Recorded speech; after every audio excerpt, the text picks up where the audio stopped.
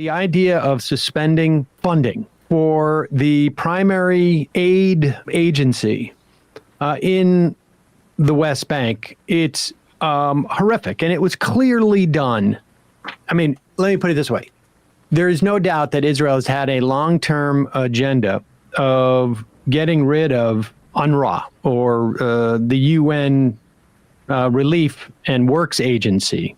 This agency has something like 35,000 employees. And the accusation is that 12 of them, maybe it's 13, depending on who you talk to, or I should say, in Gaza, it's 13,000 workers. The agency, the idea of 12 people participating in the attack on October 7th, the idea that you would hold the whole agency responsible for that is just shocking. We certainly had more than 12 law enforcement officials involved in January 6th, but we're not shutting down those police departments. I don't know how many times a month we hear of a couple of cops who are dirty, and we don't shut down police departments. We don't find people in governments who are corrupt and shut down the government. I mean, it's just absurd. It's just completely absurd. There's been a longstanding agenda by the Israelis to figure out a way of shutting down the UN Relief Works Agency. We should say that something like 35-40% of Palestinians in Gaza are now being housed at UNRWA facilities because they have no homes. The vast majority of Gazans are getting their water and any food supplies from this agency.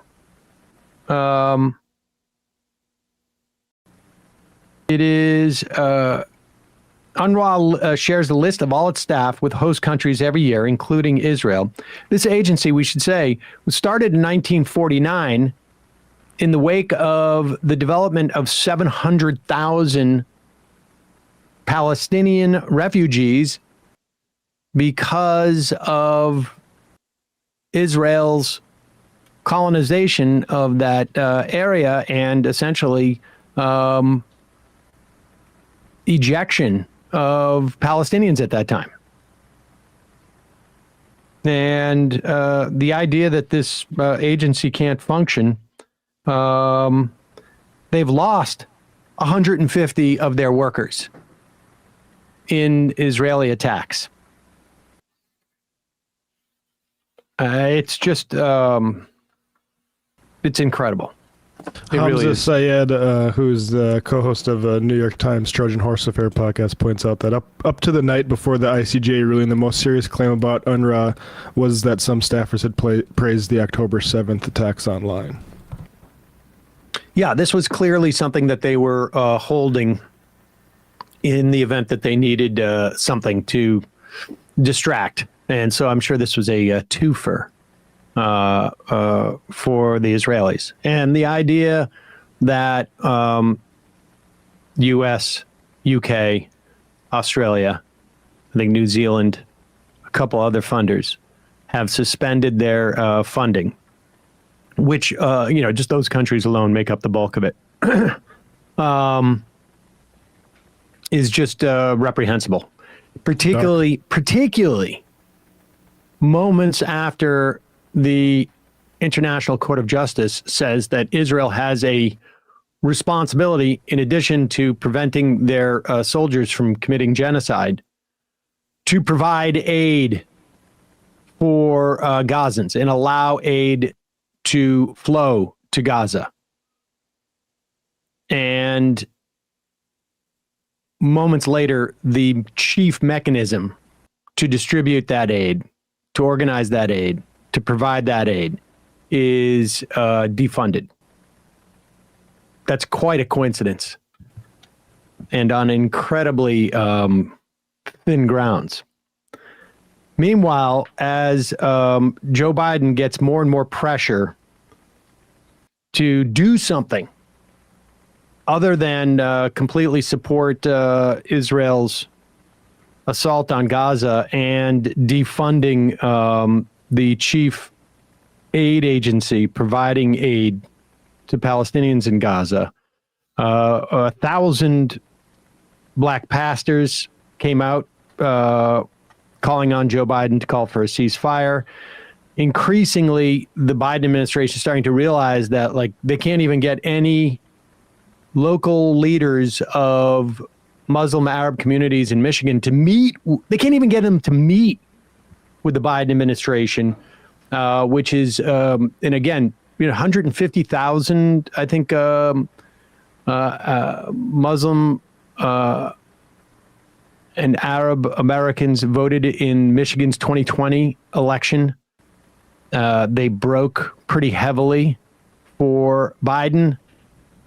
This is a state that in the past it's been, tens of thousands, not even, of people who made the difference in the election in 2016, 2020, a little bit larger margin. Nevertheless, the Biden administration is starting to feel the pressure. And I don't know whose idea it was to send out Nancy Pelosi to talk about this stuff. My guess is it was Nancy Pelosi's idea. But who knows? Here she is on yesterday, Sunday, with Dana Bash. And this is, let's listen to this clip. One of the challenges that Democrats might have in organizing is some anger in some corners of the progressive movement over Joe Biden's support for Israel in its war against Hamas terrorists. How concerned are you, especially given the fact that we have seen protesters over and over and over at his events? How concerned are you that people, young people, Arab Americans, progressives, I'm not suggesting that they're going to go vote for Donald Trump, but how concerned are you that they might just stay home? Well, let me just say this, because I've been the recipient of their, shall we say, exuberances in this regard recently. Did you catch what she almost said there?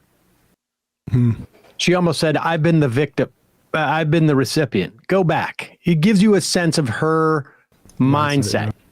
This is someone, incidentally, who has been very, very well compensated for her job as a congresswoman over the years, in the form of what many would describe as insider trading. In fact, she essentially doomed the bill that would have prevented congresspeople from trading stocks. But if you follow, you're playing a game called capitalism. Exactly. If you follow Unusual Whales on Twitter, you would find that you, if you wanted to engage in some form of day trading, if you just shadowed her trades, you would do the quite Pelosi well. Index. Yeah. But just go back just a sec so you can hear her say victim, recipient. Over and over at his events.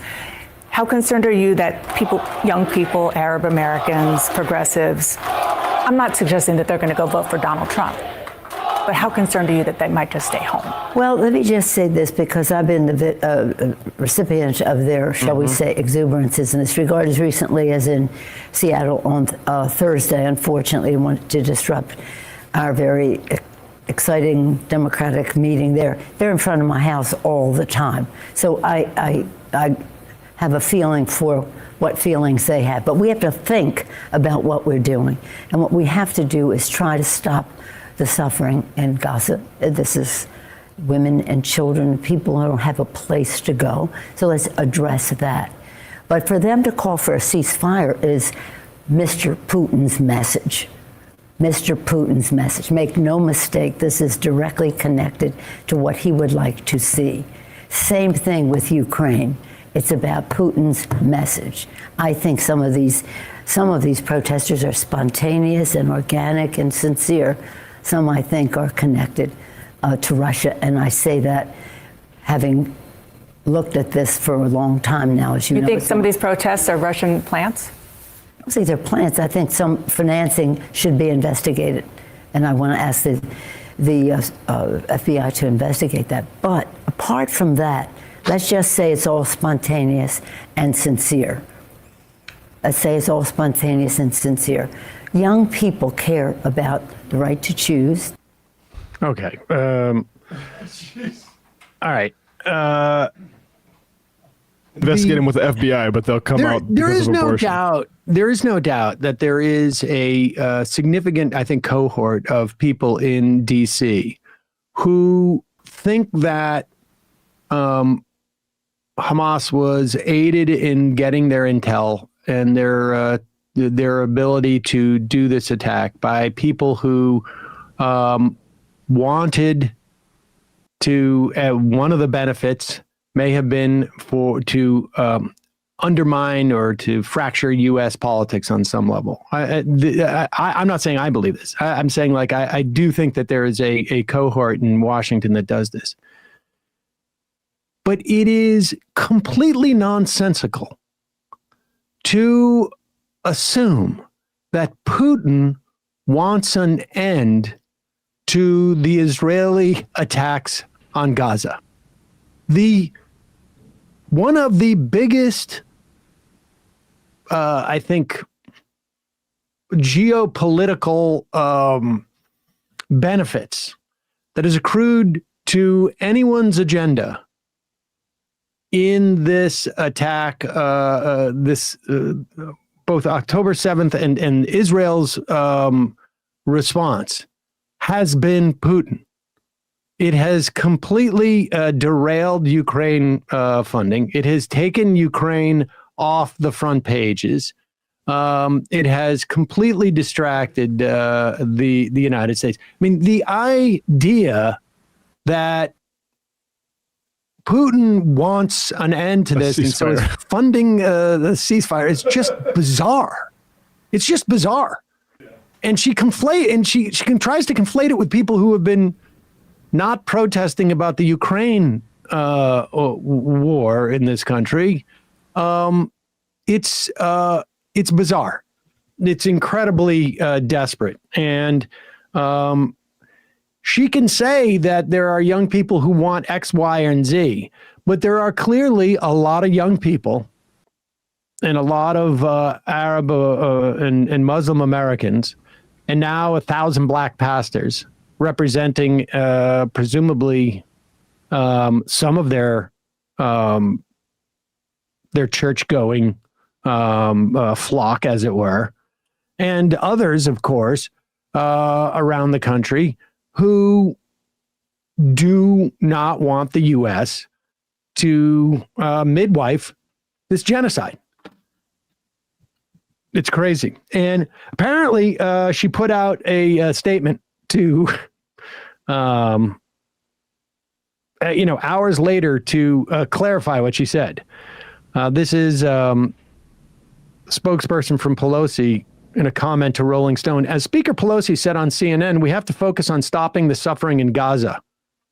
And she will continue demanding all the hostages be freed now. You know what else might help at least not increase the suffering would be to cut off the support for all the aid agencies there. Yeah. It's always weird when the staff comes out with, well, this is what to use the North Korean phrase dotard actually meant, is something that we can actually defend. Speaker Pelosi has always supported and defended the right of all Americans to make their views known through peaceful protest, although some of them should be investigated by the FBI. I put in that last part. Informed by 3 decades on the House Intelligence Committee, Speaker Pelosi is acutely aware of how foreign adversaries meddle in American politics to sow division and impact our elections, and she wants to see further investigation ahead of the 2024 election. Just crazy. Just crazy. It's just crazy to even articulate that. There's to no one's benefit. You'd have to be a lunatic to believe what she's saying. And to understand this country's history and how these things play out and the type of power that the FBI has to surveil. I mean, it's not ancient history. They surveilled Iraq war protesters. They've surveilled. I mean, George during Floyd that era, protest- they surveilled protesters at vegan protesters Yeah. who were protesting at like a ham processing plant.